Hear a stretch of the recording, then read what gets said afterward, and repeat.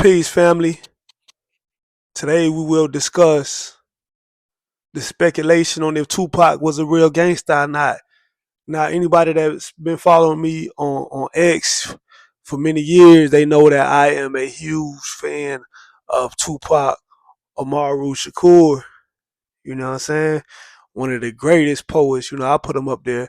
I put him up there with Shakespeare. You know, I put him past Shakespeare because I relate to him. You know, I put a lot of MCs past Shakespeare, honestly, but you get my point, right? Um, Pac is Pac is a poet, you know. Pac is Donald Goines. Pac is all that, you know. And it's kind of sad to see people in this, you know, in the hip hop community. Many of them by way of DJ Vlad, DJ Vlad giving the. But I don't want to beat up on DJ Vlad too much, honestly, because Vlad has done a decent job of covering Tupac. It's just that this community has not a lot of love for Tupac like they should. But we just got done. Today is Dr. King Day, and this community don't have a lot of love for Dr. King like they should either. When we talk about this community, we're talking about hip hop community, which comes from the inner city, and the inner city loves Pac, but they don't appreciate art. You know, we don't appreciate art, but that's not what we are exactly here to discuss today. Today we want to discuss, was Tupac a gangster or not, right? Here's the answer.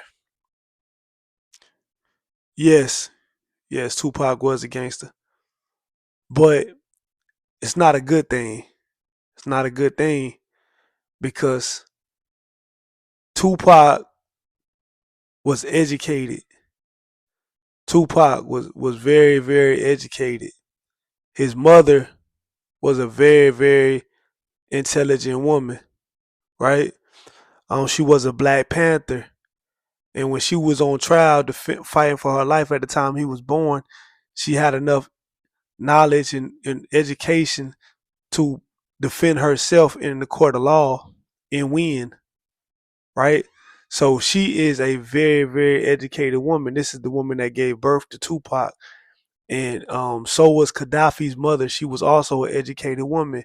Many people don't understand that the Black Panthers came from out of the university, right? Um, at one time, they were the sons of Malcolm. Malcolm was an educated brother, right? Even though he dropped out in eighth grade, we know about anybody that knows Malcolm. Know Malcolm read the dictionary all day, every day, all night while he was in jail, right? Using that window light, using that light. You know what I'm saying? Not the window light, but the light. So, um, anybody that understands this knows that many Black Panthers come out of the university. Many Black Panthers have great vernacular and great diction, right? The Nation of Islam is full of educated brothers and sisters, right? Um, Many of our great master teachers in the 60s and 70s, they gave birth to children, and those children became our hip hop babies, right? They were born into hip hop. So civil rights and Black Panther revolutionary children, master teacher students, Pan Africans children, all these children went on to become hip hop babies of the late 70s, 80s, and 90s, right?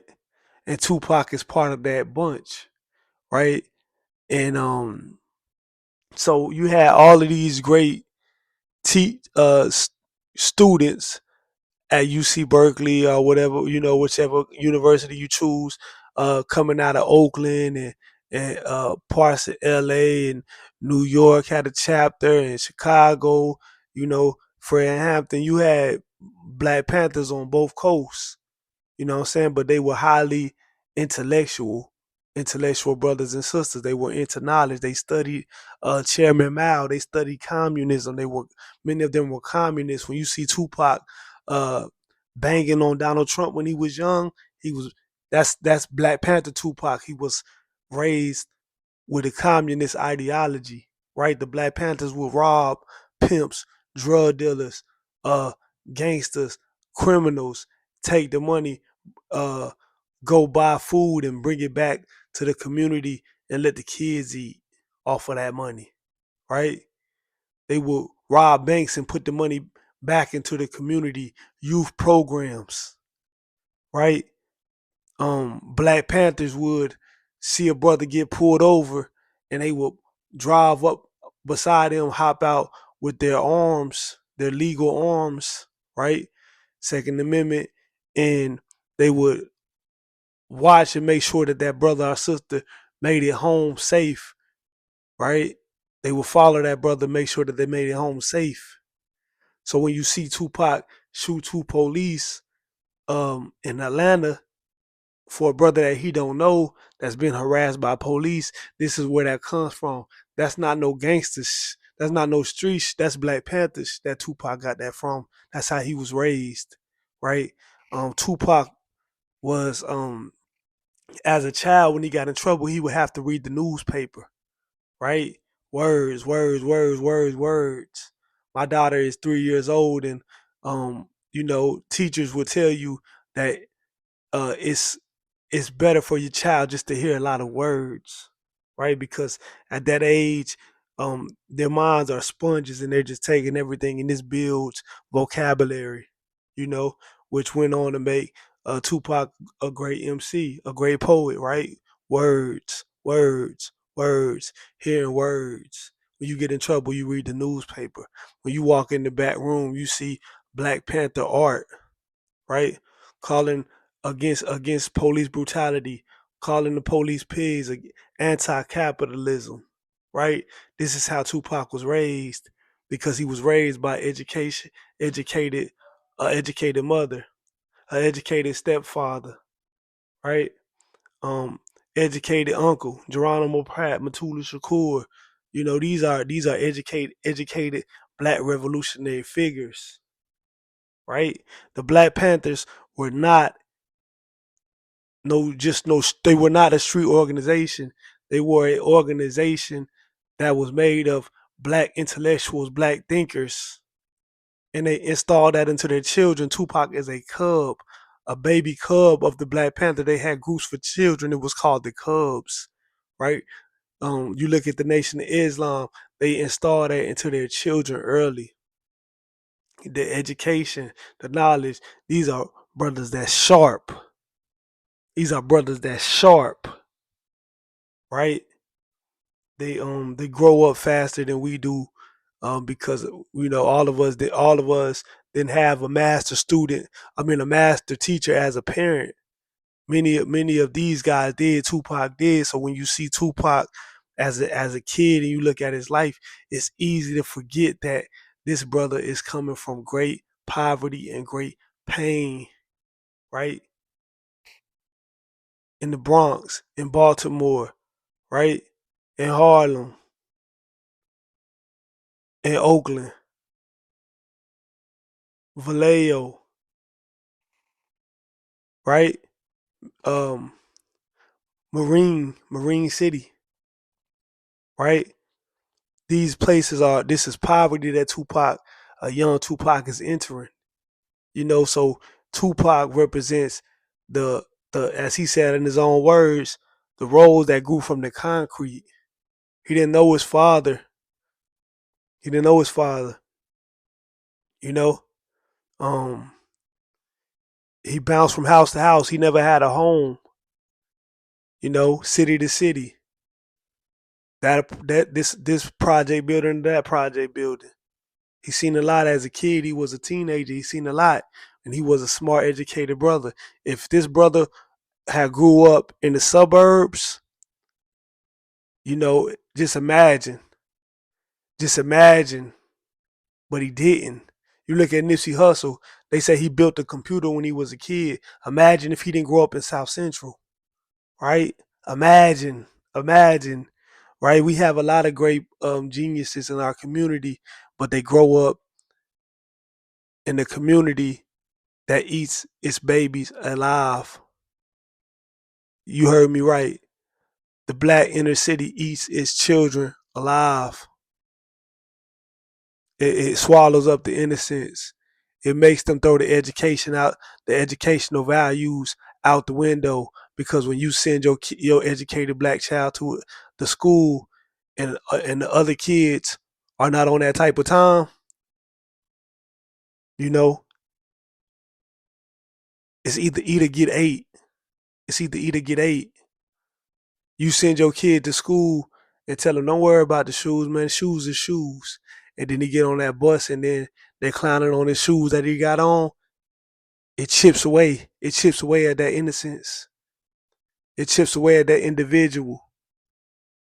And you say, well, you could just ignore it. It's not as easy as people think, right? It's not as easy as people think. So we have many black children from the inner city that were raised by master teachers, right? Put into knowledge put into their heads at young ages. They go to school and they talk with great diction. And in those schools, at those inner city schools, those other children who don't have master teachers as parents, who don't have parents that even check their school bags, those kids get a hold to your educated black child and they say, why are you talking like that? Why are you talking white? Right? Right? And that chips away.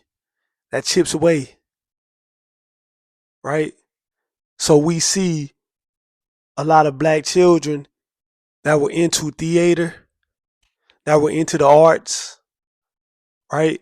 That were into all of these great things, these liberal arts and things. And when you uh send them to these schools in the inner city, or you put them around these kids in the inner city where they don't have parents that are crafting them also with the same type of building skills, love for the arts, love for the music, love for math, love for science, letting them know, we build science, we build math, you know, installing that in them.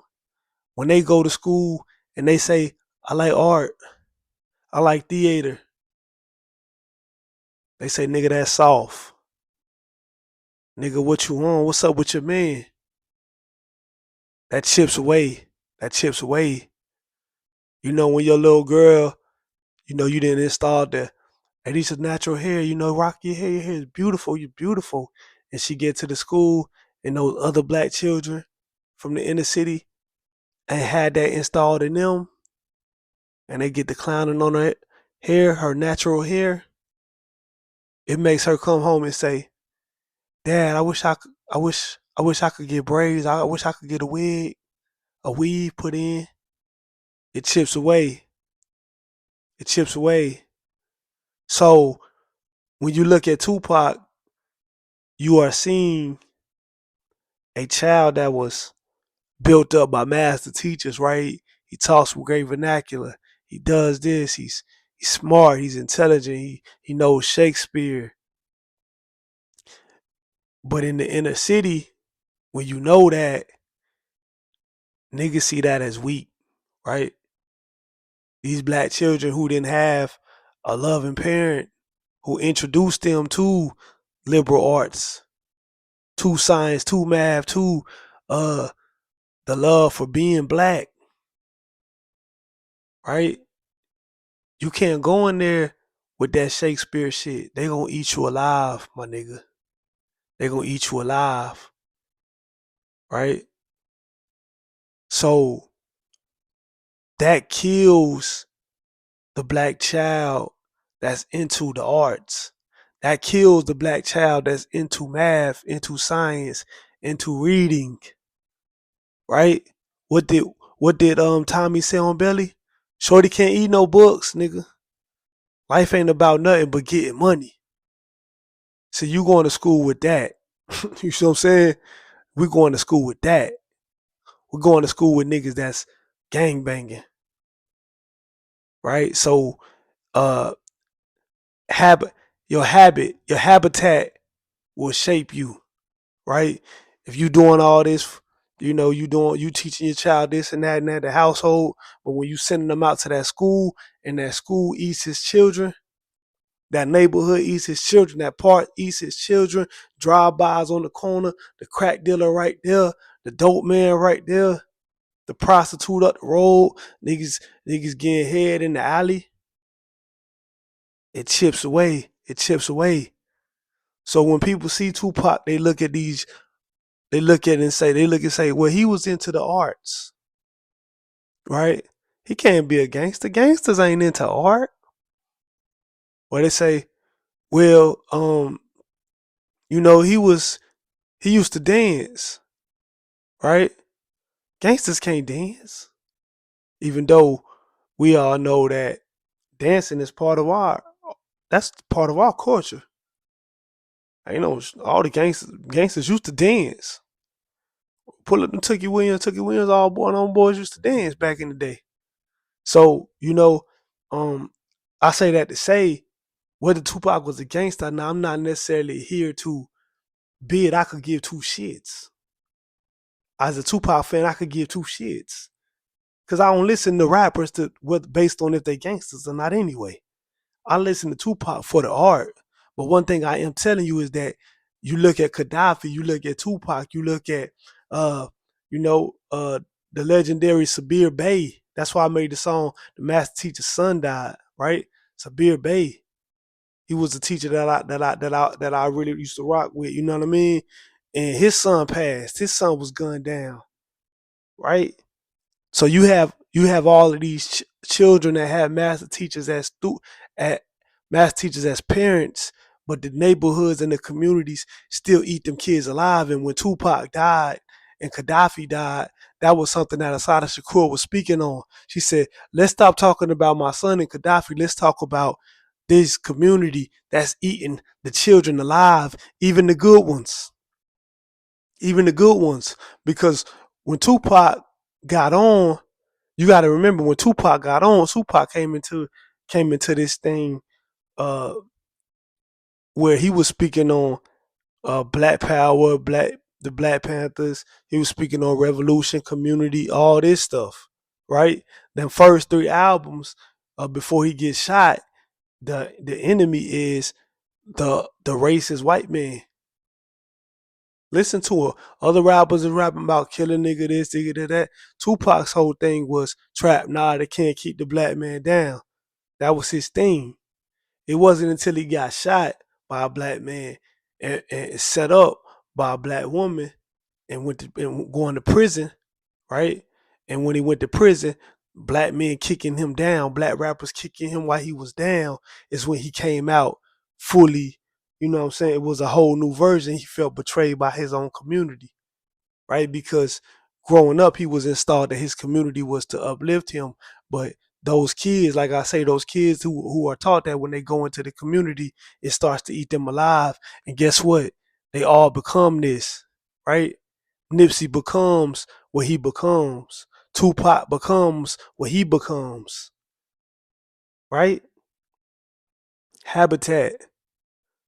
Even when you raise these black children, um, I don't want to speak I don't want to speak out of turn, but even they say even someone like I know the clip said they came from a decent background at times, but the neighborhood even still ate them alive. Had them boys hustling. Big was mom was a Christian immigrant. I mean Catholic immigrant. You know what I mean? Um, she Big went to she wanted to keep Big out of that stuff, but the community ate him alive too, right?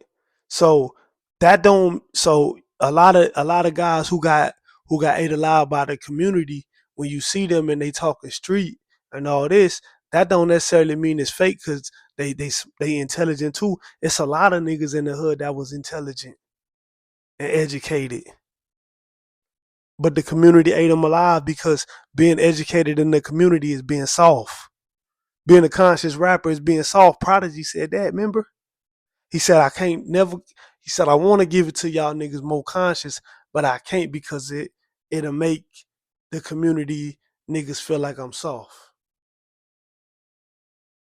Right? That's what he said. Hove said he really rapped like Common. That's what he said a long time ago. And it took him a long time to realize that, being conscious ain't gonna make niggas see you as soft, but it does. It does. As a dude that's into knowledge now, you know, street guys.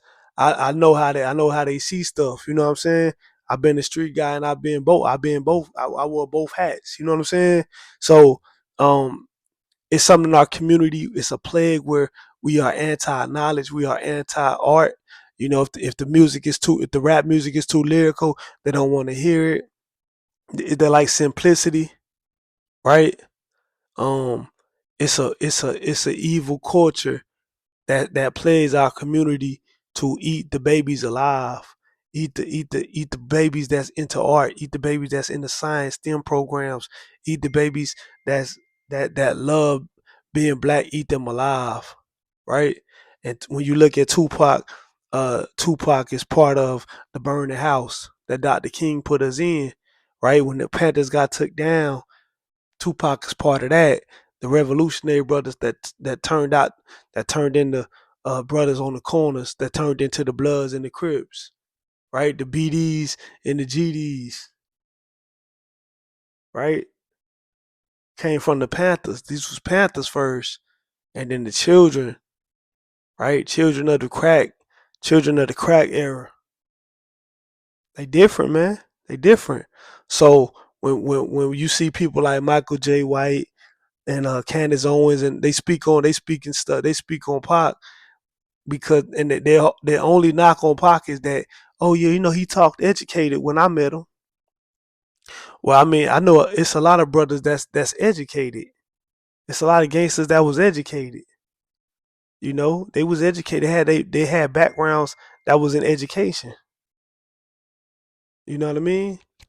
So it's really ignorant to try to call, but it's another way of calling someone soft because they are educated, and this mentality has made many black youth, many black youth have to dumb themselves down to fit in with their community, or made them uh put down the book and pick up the flag, put down the book and pick up the flag, put down the conscious music and pick up the gangster music, you know. So I think it's something that we have to work on as a people, because when we focus on if Tupac was a gangster, I think we should be focusing on I think we really should be focusing on the the art the art of his music. You know what I mean? The art of his music. White Man's World, Dear Mama. We should appreciate the art side of Pac and not focus so much on the ignorance uh that Pac had to become to survive because he was left alone. Uh Fathers, stepfathers, all in prison. You know, Godfathers in prison, mom on dope, you know, consumerism. Pac fell into the American consumerism, you know. Uh, first it started off doing it for the art, and now it's about the money. That's the burning house, so was Tupac a gangster or not? It don't really matter. It don't really matter because what really matters is that Tupac left behind so much great art, and we should be holding on to that and respecting Pac as the artist that he was, because it hasn't been an artist like Pac since, right? That has stood for uh, the community, stood for the people, right? And used his art to say something. Many artists don't use their art to say something, their platforms to say something. Tupac did. Tupac stood side by side with Khalid Muhammad and talked this shit, right? It hasn't happened like that in a long time. When I think about it, I say, man, when Pac passed, it was like, that element kind of left. It was still there with some artists, but we need a top artist. We can get bits and pieces of that with Kendrick, but I still see Kendrick as more of an Andre 3000 type figure. But even with this, you look at this Kendrick battle. The fact that Kendrick is artistic and poetical also.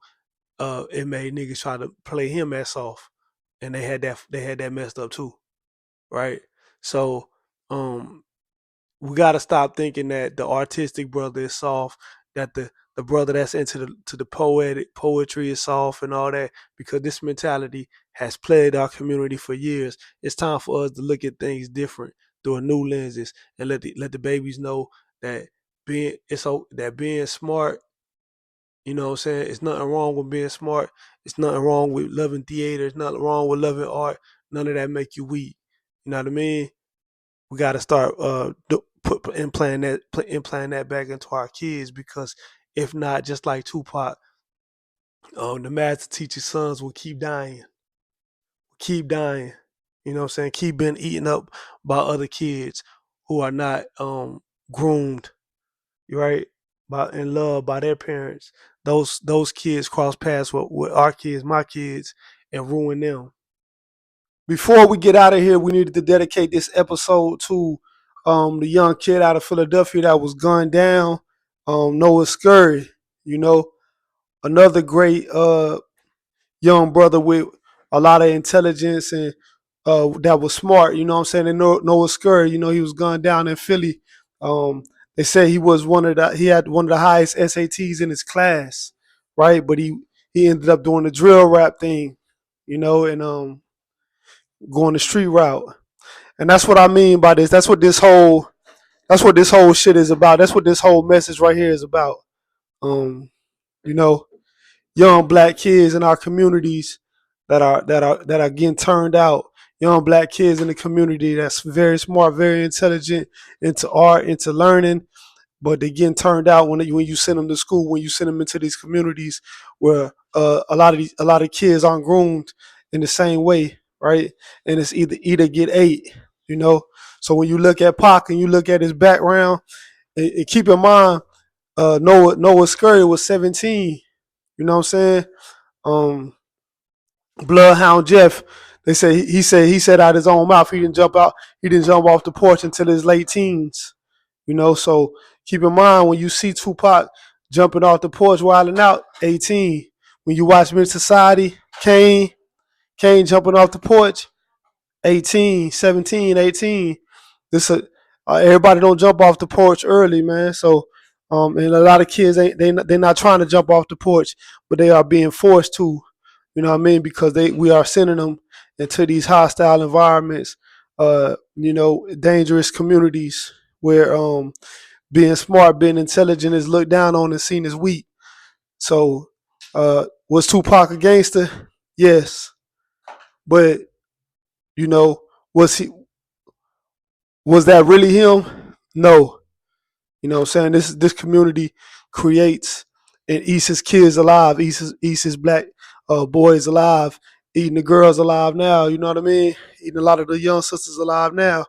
So when you see Michael J. White and you see Candace Owens, you see all of them speak negative on Tupac. They have to understand what they are reiterating is they're making fun of black intelligence, right?